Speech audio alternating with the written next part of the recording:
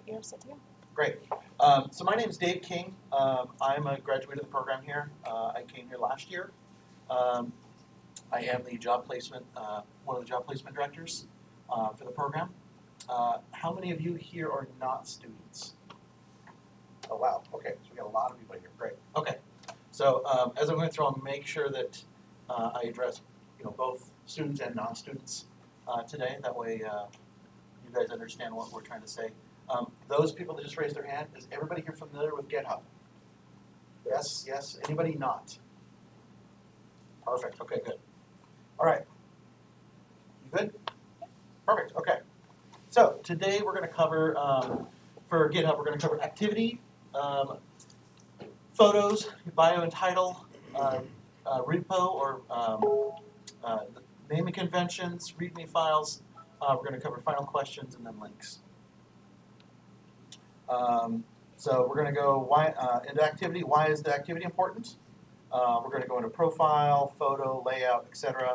We're going to address README files, how to make them look amazing, and just overall tips to make your GitHub stand out to others or employers. A little disclaimer I have. This is one of many ways to do GitHub. This is the most common. I've taken quite a bit of time myself to get really well versed with this. But even when I search, I do see different standards that people use. So just kind of the disclaimer here. I'm just covering one method that I see most commonly. What we're not going to cover today is what is GitHub, how to use GitHub, how to use Git, forks, things like that. Anything that's not relevant to the presentation that's shown. At the end, I will open it up to questions. And at that time, if we have time, I'm more than welcome to dive into some of these things.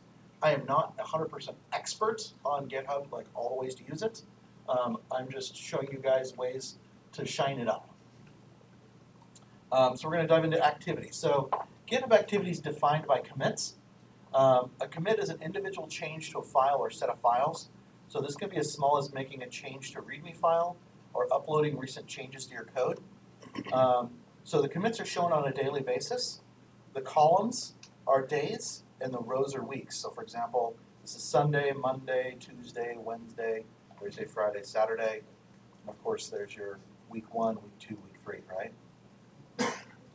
Then the boxes are colored darker as more commits are added for that day. So for example, this would be a lighter day.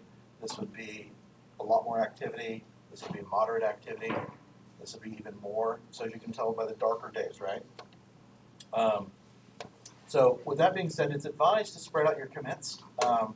And if you use GitHub as it's intended, as a version control, you should have plenty of commits.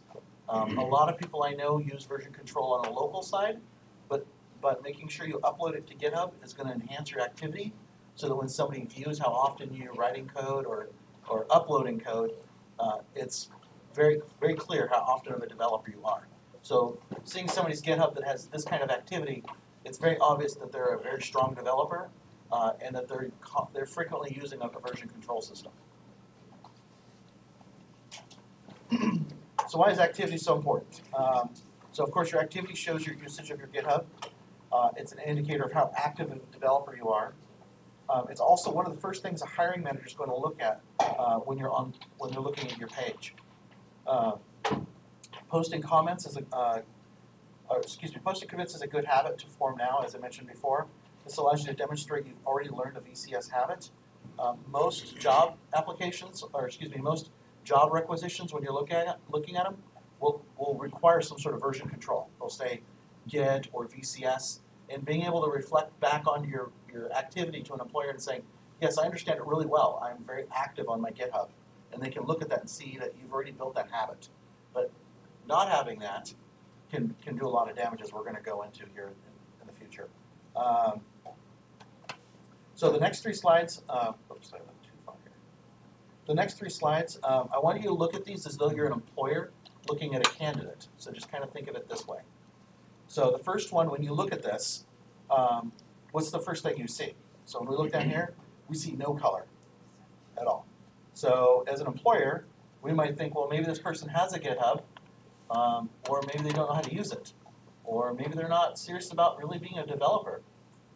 Right? Maybe they're applying for a job, but where's their activity? How about this one here? We've got some colors, and forgive me on the coloring here. In November, they decided to go with some festive colors. So normally dark green would be these, but they decided to change it a little bit. So it looks like they've been active for a little bit, but this is the recent day here, so this is in October. But the last time they did anything was clear back in June as far as GitHub. So the question I would ask, what have you been doing since June? Are you still developing, or what are you doing? And this next one, it's very clear that this person spent a lot of time on GitHub. I mean, there's a few days off, but for the most part, this person's been extremely active. And it looks like from this period of time, they were very, very active. They've been, there's a little bit of time here off. But overall, this is great. I mean, this person has a ridiculous amount of commits, 3,000 commits in the past year.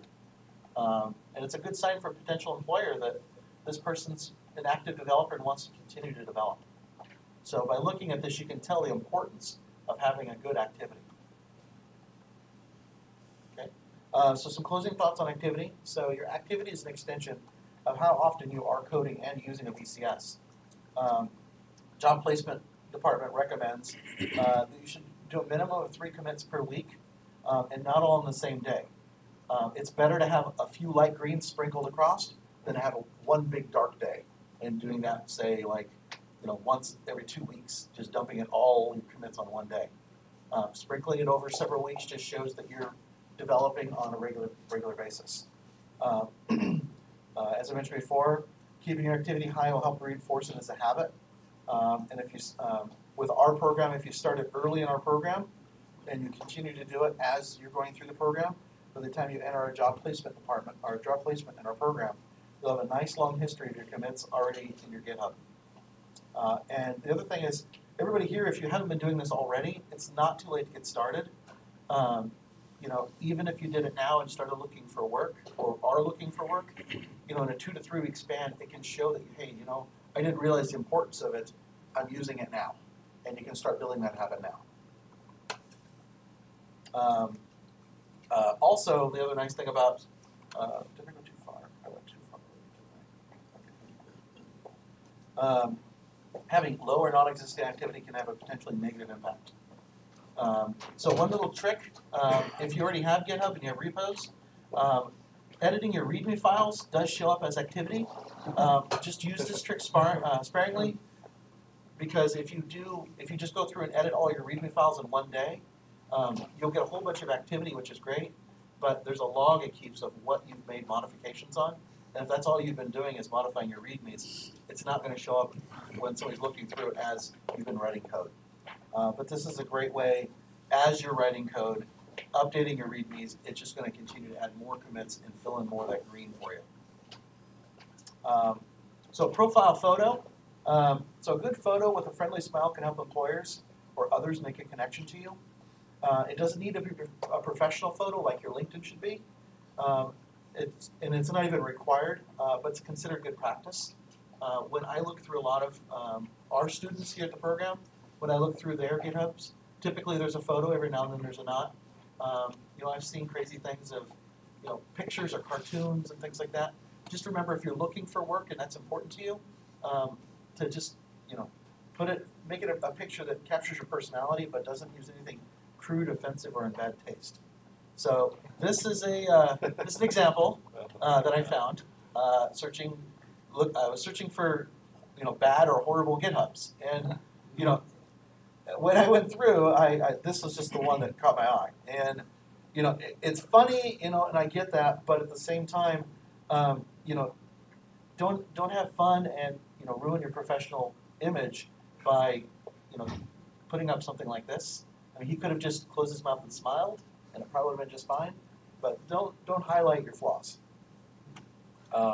This is a photo off of just a random GitHub site. It's a clean photo. It's this is somebody you feel like you could probably have a conversation with, right? So general information on your portfolio title. Make sure your name is spelled correctly.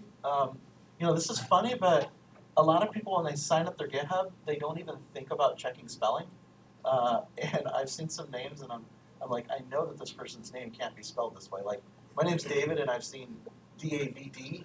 They forgot the last I, and I'm pretty sure it's David. So, they were just in a hurry to put their page together. So make sure that's correct. Make sure your bio, which is what goes underneath it, is what type of developer you are. There's a lot of generic terms like the word software developer. And that's great. However, I truly do recommend narrowing it down, whether you're a Python, a .NET, a front end, mobile, whatever it is, whatever type of developer you are, put that on your GitHub so it's more targeted to what you're looking for. Under job profile, when you go into the settings on your GitHub page, there's a section all the way at the bottom. It is not easy to find, but there is a section that says available for hire.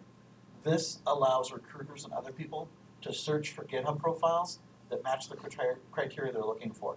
So this is just another way for somebody to look at your GitHub and see whether or not you're a fit for them.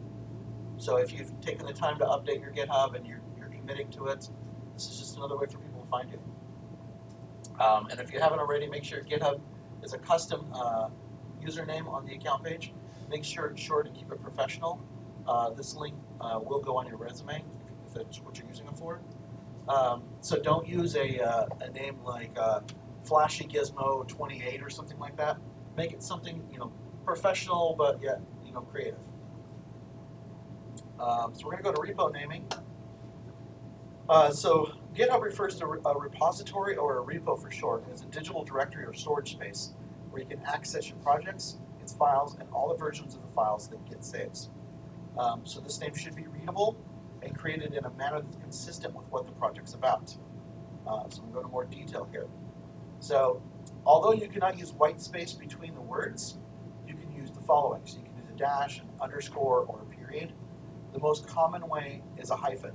So for example, my first repo.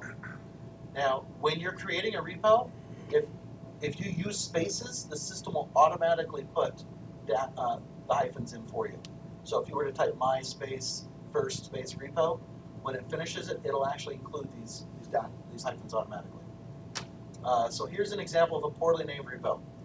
First IT lab bootcamp prep 0000.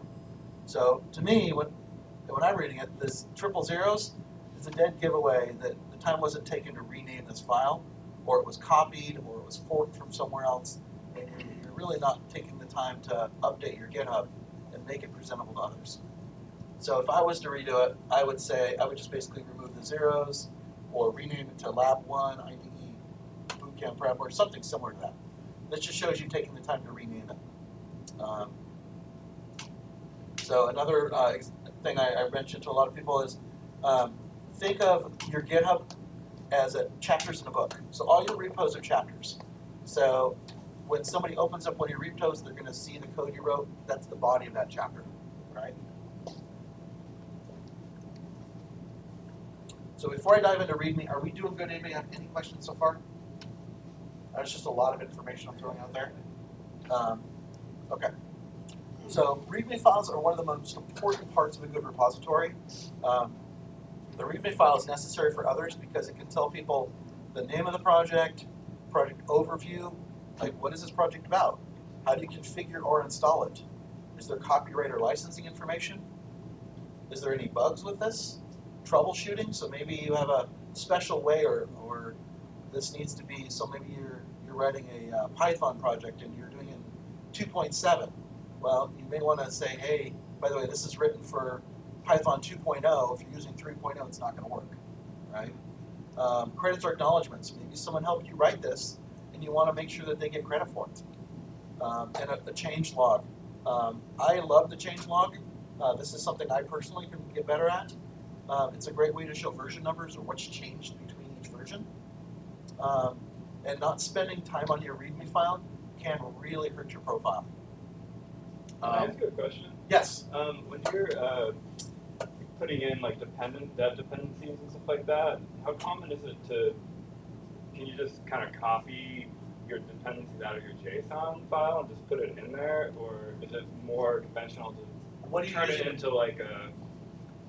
Typically, you're going to want to. People are curious, you know. Yeah. What language are you parsing your JSON with?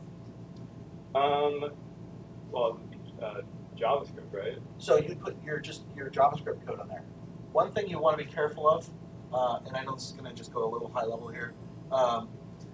Don't put your API keys in here, whatever you do. Oh yeah, they're all public. A lot of I've seen people do that. So for those of you guys that don't know what we're talking about with the API keys, there certain websites require you to sign up to get a key in order to have access to their data. That is personalized to you, and it can be abused. Some websites only allow a certain amount of times you can do certain requests in a day before you're locked out. So somebody else gets a hold of your key number and they use it. You're creating this wonderful app, and all of a sudden now you have to pay for data because somebody else is using it and you don't even know about it. So when you put it up there, make sure you remove any personalized like API keys and things like that. I mean, to clarify, I guess I was just thinking like, I mean, people can always just go look at your repo and look at the package JSON to see what they have to have installed for it to work. They can just do npmi if they're, if they're pulling it down. But I'm just wondering. Let's take that at the end when we're all done, and we can kind of one-on-one that because I don't want to go, where everybody's at. I don't know where everybody's at as far as level, but we can definitely talk about that at the end. Okay. Thanks. So this came from one of our students when I viewed their account. So what's in this repo file? They've got a little bit of stuff in here, but it just says projects. So I can probably figure out kind of what this is, but I have no idea what this is. I don't know what this test.txt is. So by filling in the information down here, an employer or somebody else that doesn't know how to go in and read what code is can have access to see what this project's actually all made of. This is I write some Android stuff, so this is a repo that I did on the side. So over here I've got the name, I've got a little bit about it, I've got the knowledge that I use to create it, what the user experience is. I've even included screenshots inside of here so that a user can see, hey, this is what this actual app does. So how do we edit a README file? README files use something called Markdown language. Now, just to step back, if you see this MD right here, this MD stands for Markdown. You can make README files with just a text file, although it'll limit your abilities to style that substantially. But to give you kind of a correlation here, for example, H1, which would be like on HTML, H1, H2, H3, etc., are created by just the little icons here. So if you want H6, which is pretty close to just regular text, or if you want a bold H1. So I'm going to open up the demo here, and I'm going to zoom in because you guys can't read that. Okay, so this link to this little demo is located at the end in the links section of this presentation, which will be posted on at the end of today. But you can get in here and you can kind of play around with some of these things, like, oh, well, what happens if I add 3?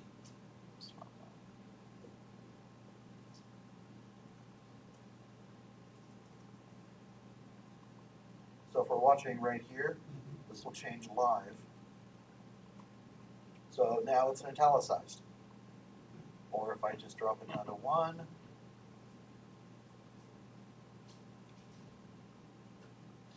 now it's just italicized without the bold. So this, I like this because this allows you to side by side create it and see the changes in real time. So this is a fun little thing that I've used many, many times when making some of mine.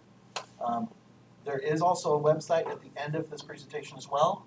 It's got kind of a cheat sheet on most commands. I'm not going to go into detail of the commands because there's pages and pages and pages of Markdown language commands that you can use to style your pages. And there's many different ways to do it.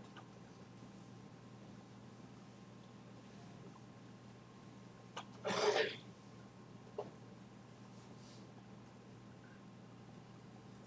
going to show you guys the code. So let's go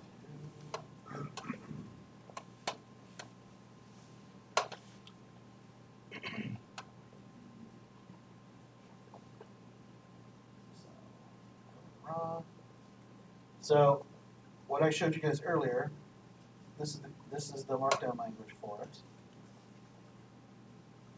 It's not that complicated at all. I mean, it looks really clean, but this is all it is. If you look, it's got the single, it's got header twos. This dash creates a bullet point. An indented dash creates a small white bullet point. I've got this here. I've got screenshots. If you notice, a lot of this looks just like HTML, where you got image source equals. One thing that is really that I learned a little late, if you put 2 spaces after something, 2 white spaces, and it tells the system that it's a new line. Just little things that you'll learn as you start playing around with this. I've uploaded my my images directly to the GitHub folder, and then if you right-click them and get the address, so like I've got screenshot 1, 2, 3, you can paste all of your images right on your page. So I've got like height equals 400. I've got some white space added here. So I've got 3 wide. So to show you guys what that looked like again.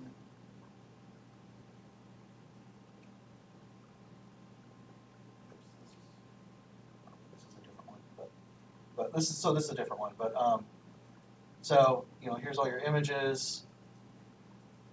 There's all your thing. Now, if I just had it, just this title, would anybody really know what it looks like inside without going through the code? Big difference, right?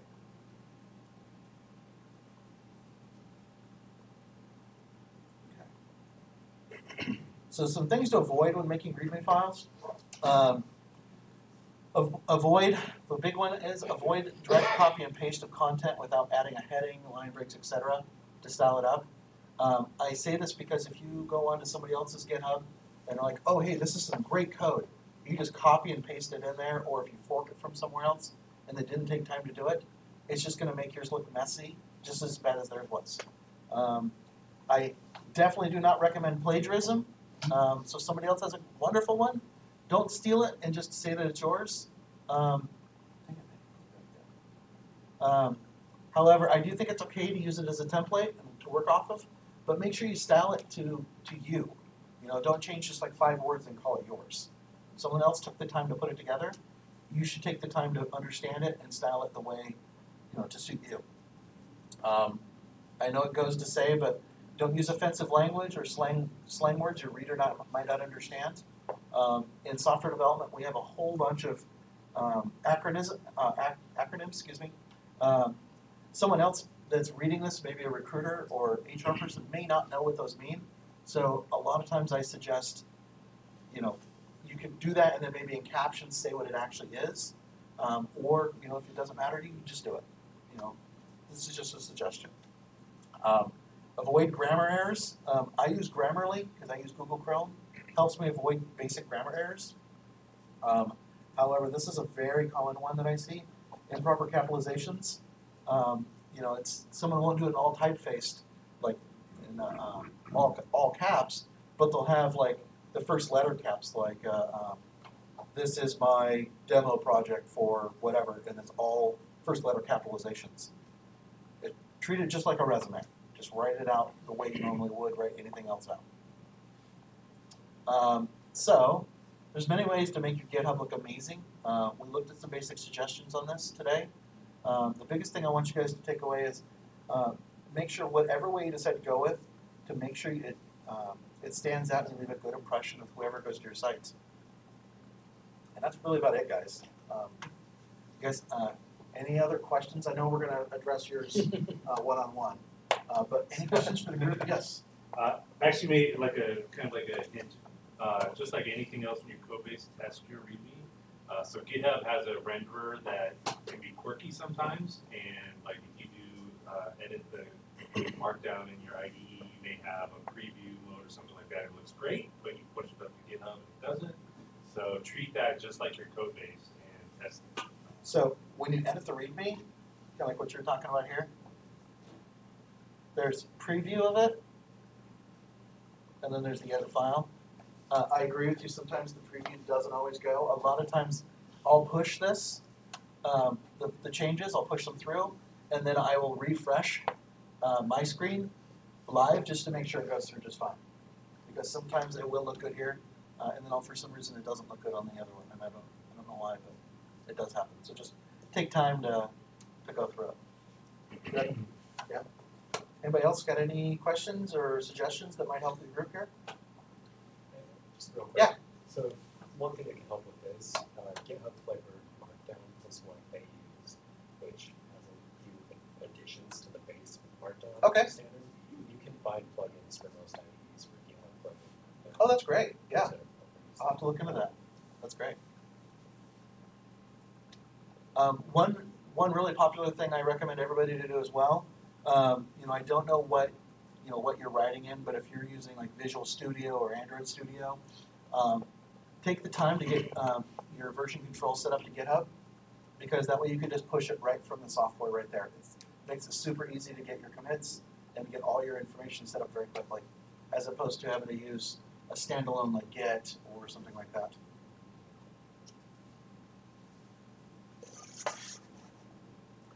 Anything else? No? Okay, so here's what I've got for links, guys. I've got the cheat sheet. This is going to talk about basically some of the commands on how to do it. This is that live demo I showed you guys before. This is going to be a great way to create README files. It's a really good article. I frequently go back to this one. The example I used earlier is shown here. And if you guys want to connect with me on GitHub, I've included mine down here. Another thing that I do want to bring up, since we have lots of extra time here, I'll just show you mine real quick here. Up top, you've got your repositories, your stars, your followers, and your following. Take the time to find some stars. Stars are basically like bookmarks on a web browser, but it allows somebody else to view those bookmarks. This can be really powerful when you're looking for work, showing your activity. So like for me, I do Android stuff, so I actually use the Android testing quite a bit. But if there's other things that you want to maybe fork or maybe practice on, as you're Googling through or you go through somebody's site or something, you're like, oh, hey, that looks great. Star their thing, so you can save it. Also, if you go on somebody's website and you like their information, follow them or ask somebody else to follow you. Increasing these numbers, if you're trying to do this for work, having 000 definitely means you need to spend some more time on that. Anything else? You guys are really quiet today. I had like half this when I did it. There was a ton of questions. Okay. Well, that's it. Feel free to, when we're all done here, to come up and ask any questions if you guys want. Like I said, I'm not an expert at this stuff, but I feel like I've got it down pretty well. So, all right. Thanks for coming, everyone. Thank you.